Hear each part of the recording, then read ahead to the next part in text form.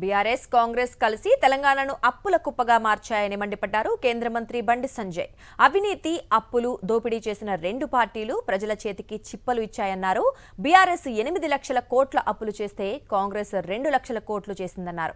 ఇక పరిస్థితి ఇలాగే కొనసాగితే రాష్ట్రం శ్రీలంక, పాకిస్తాన్లో మారే ప్రమాదం ఉందన్నారు. ఇక గ్రామాల అభివృద్ధి కోసం కేంద్రం ఇస్తోన్న నిధుల్ని కూడా ప్రభుత్వం పక్కదారి పట్టిస్తోందని మండిపడ్డారు బండి సంజయ్.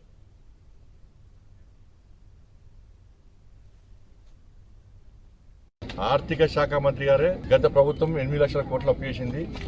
మేము 2 లక్షల కోట్లు, అంటే 10 లక్షల 2 లక్షల కోట్లు అప్పు చేస్తామని చెప్పుకుంటున్నారు. అంటే ఈ రెండు పార్టీలు, ఈ రెండు ప్రభుత్వాలు చేసింది ఏంది?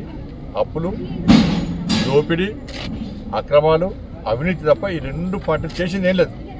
తెలంగాణ ప్రజలకు చిప్ప చేతికిచ్చారు రెండు పార్టీలు కూడా. ఎవరు తెచ్చాలి అప్పులు? కేంద్రంలో వీళ్ళ ప్రభుత్వమా లేదు, ఇక భవిష్యత్తులో రాదు.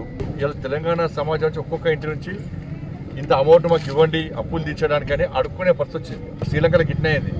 అప్పుడు మొత్తం ఆగమైంది. పాకిస్తాన్లో తిండి గతి లేకుండా అయిపోయింది పరిస్థితి.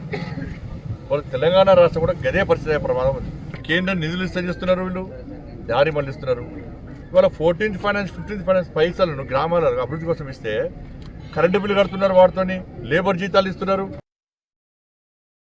మరిన్ని అప్డేట్స్ కోసం ఛానల్ ను సబ్స్క్రైబ్ చేయండి. నోటిఫికేషన్స్ కోసం బెల్ ఐకాన్ పై క్లిక్ చేయండి.